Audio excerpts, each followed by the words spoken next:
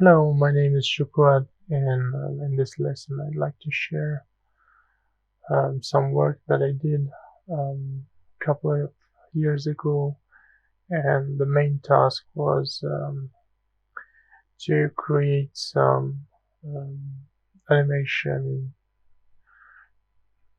simulation, I would say, of the real video that I had as a reference.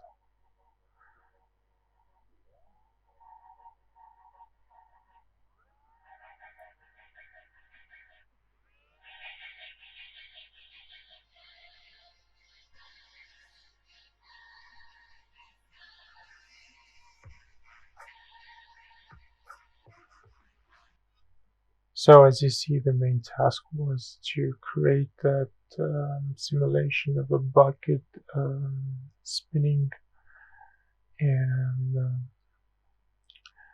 um, spreading paint while spinning and creating a sort of art. And it has like different types of paint, colorful or simple one. And also it has like one stroke of the paint or 3, 4, 5, or even more, just to create a different type of art. So here's the finals that I'd like to share. Um,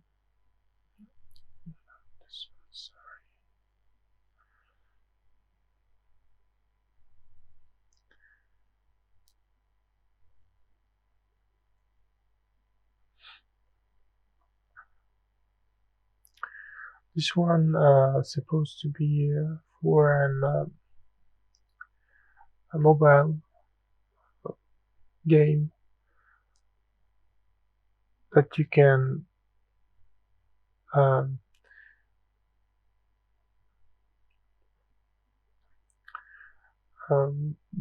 drag the bucket and um, just let it go to have it create different type of patterns and colors as well.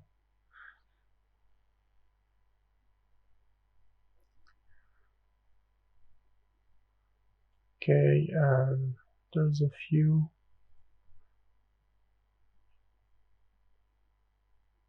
So just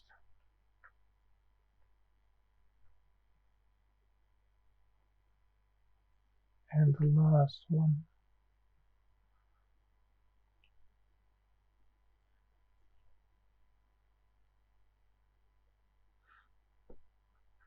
So this is how it goes. Like you have a hand that just drag and let it go, and it will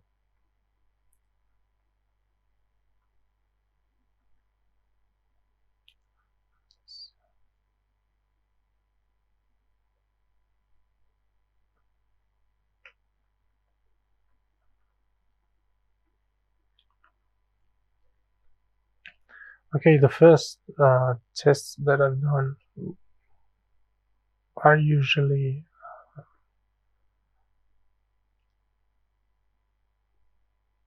dynamic tests, a real dynamic test. So it wasn't quite convenient in terms of shape and overall results that I was having. Um,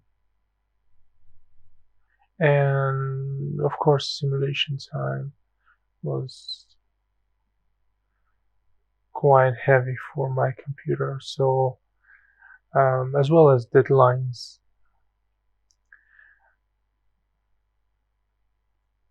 So I decided to go procedural way. So here's the result.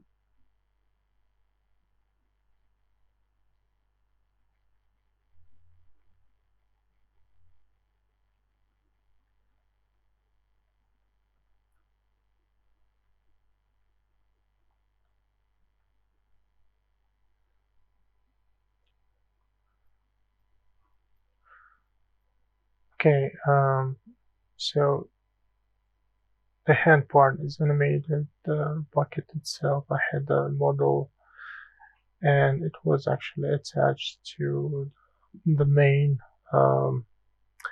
painting. So if I dive in, so here's the setup. I'll just run over the setup. I took as a base circle and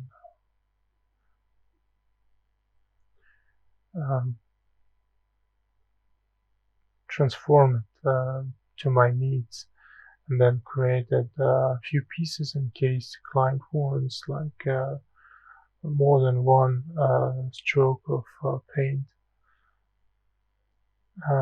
We started with one.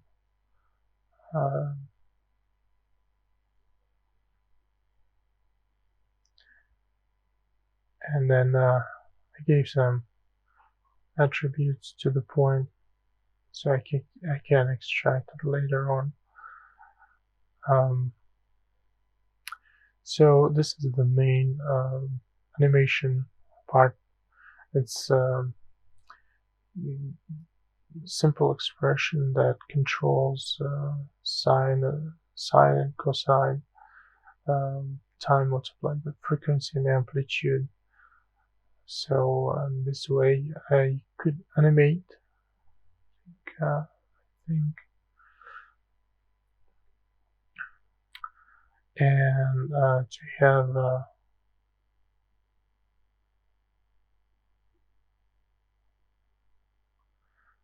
have a certain pattern. So I also animated the transformation of the animated point, so it could rotate and scale at certain time. Then created a trail and time shifted. So I as soon as I got the shape that I needed, I simply freeze it. Then it's actually, if you look, there is like a plate that you paint on, so the paint should like not stuck in the air, but actually to lay on the ground as well. So I use it, and you see it's like I'm just raying it to the background geometry. Then I'm using my curve to use for color. Okay, there is some manual tweaks. This is color. It's a simple UV using U ramp, so I can control color. And this is the animation. I use carve just to run the animation. Then it goes like the look part and a little noise, just to have a natural look. Then there is a P scale. It's also a very simple expression. I'm getting like thinner and thicker parts of my curve.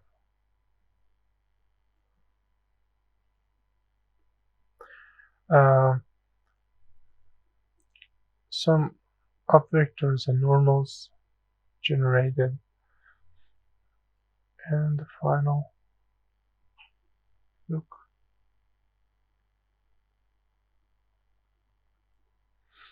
Okay.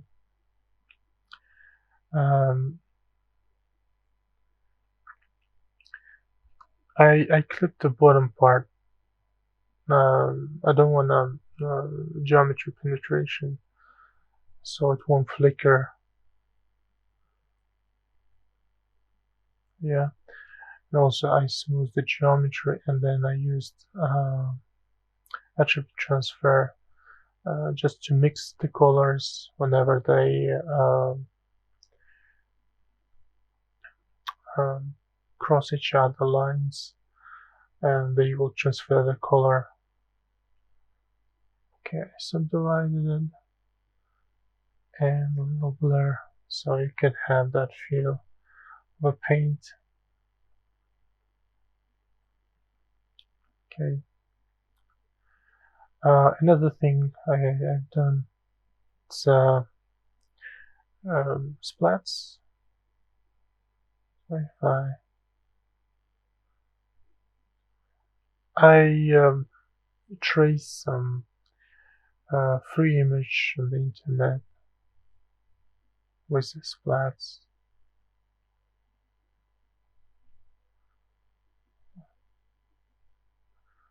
It's very low res because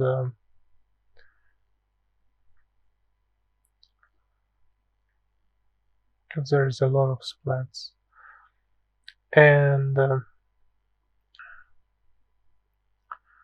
actually scatter them on the whole surface. And I used my animation just to transfer color as animation goes along. Those plots are revealing and creating that feeling as if that stroke just creating those plots.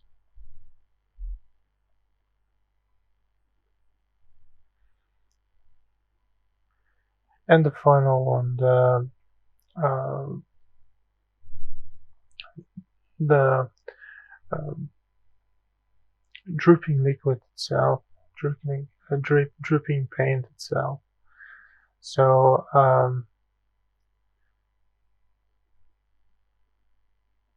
I used the same animation, I think.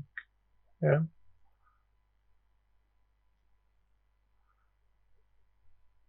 Yeah, I used the same animation, and I duplicate the point and lift it on the y-axis. Then I time shifted it so I could have that illusion that I'm a little forward.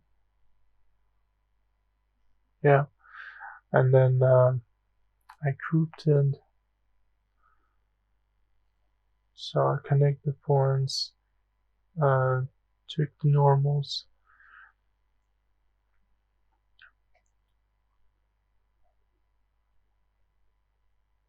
transfer the colors, because I think at some point I had those color transition which I didn't want.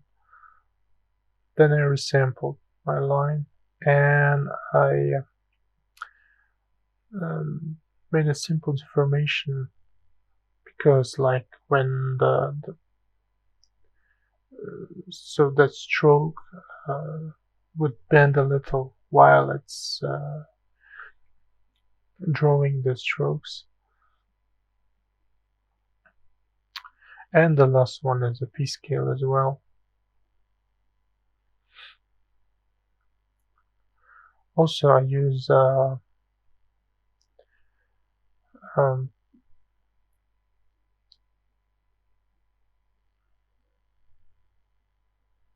I think I made some animation like as if whenever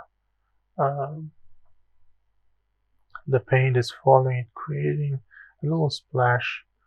I think I mixed it with with trace splats.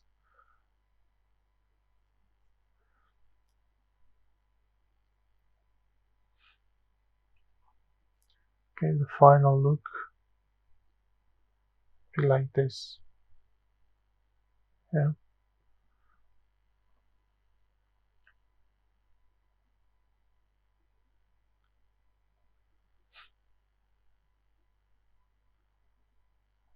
course, I could simply increase it.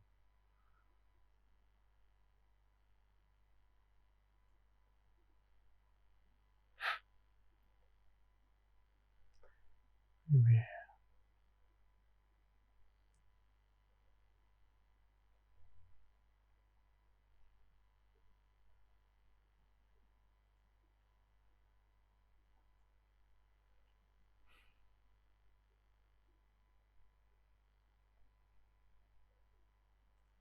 should be actually the center.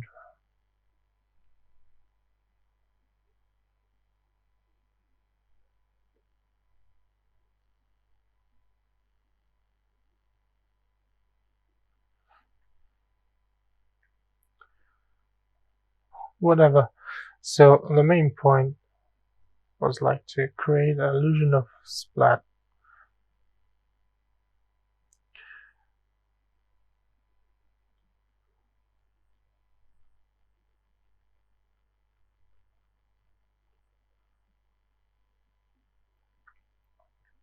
Okay, and this part is the same one because it has two paint strokes, and this is the final.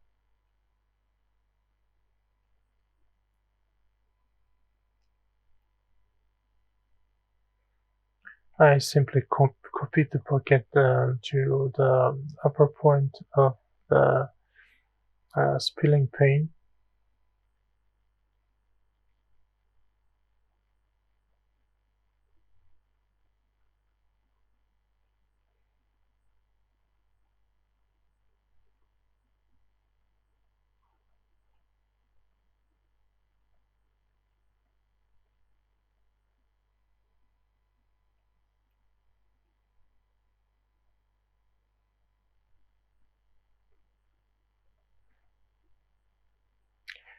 And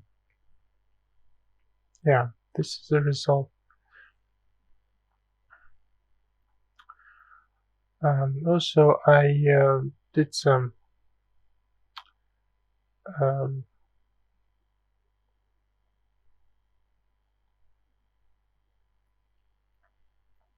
different variation of if, for example, um, not one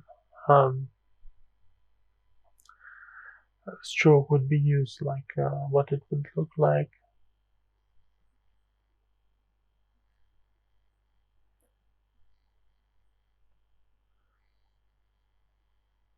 This was actually a static shots just to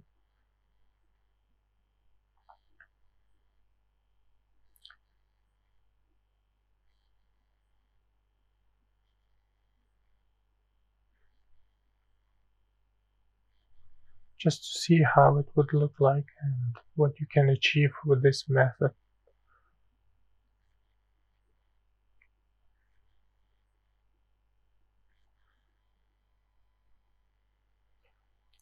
In a procedural way, where you have um, much more control than if you could get with the simulation. There is, I think, a different type of.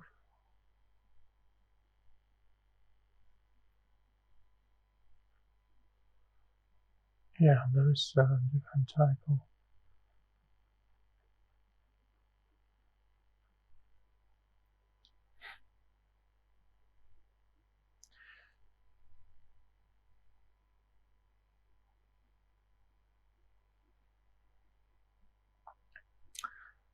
Yeah, this is like what I would like to speak about today.